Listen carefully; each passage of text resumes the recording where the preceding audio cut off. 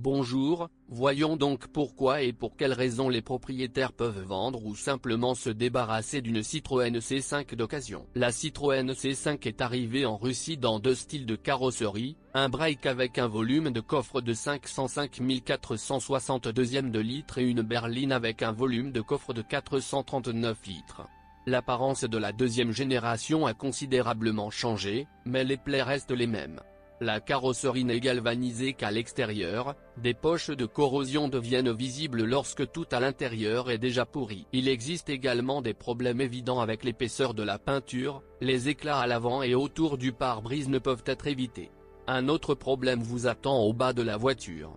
Soit les Français n'ont pas tenu compte des conditions russes, soit ils ont économisé sur l'anti-gravier, mais une telle omission entraîne de multiples poches de corrosion. Le style intérieur de la Citroën C5 est inhabituel et ne plaira pas à tout le monde, mais les matériaux utilisés sont chers, alcantara au plafond, cuir sur les sièges et éléments du tableau de bord. Les sièges sont confortables, avec de nombreux réglages.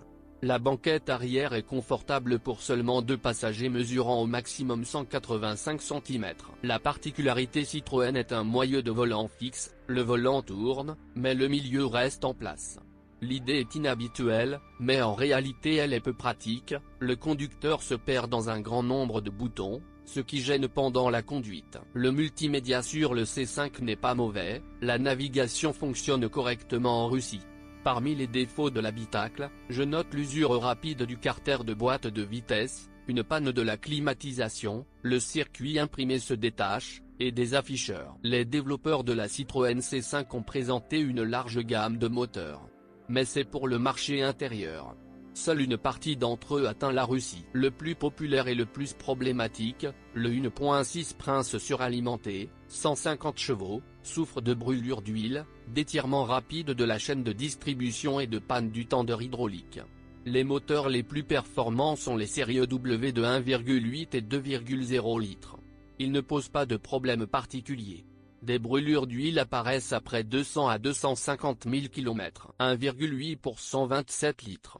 Avec est plutôt faible pour une voiture, donc un moteur de 2 litres développant 143 chemins avec. Il y aurait un juste milieu sans la malheureuse machine automatique à L4 qui est fixée au moteur.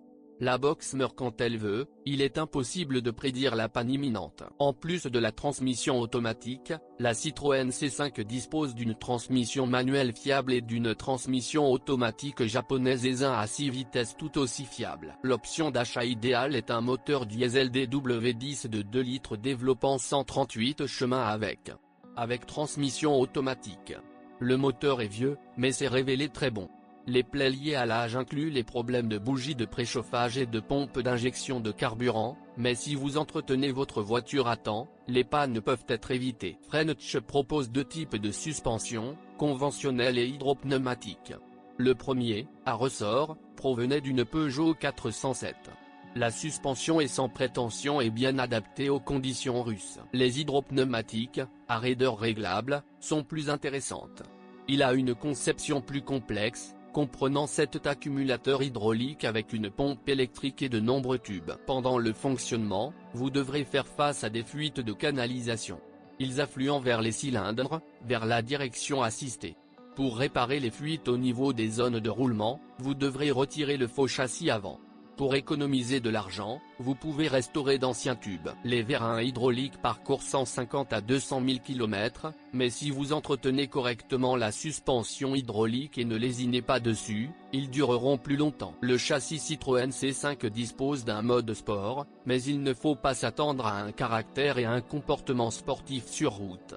C'est une voiture d'une classe différente, et si vous voulez conduire, vous obtiendrez de gros rouleaux avec des changements de vitesse actifs.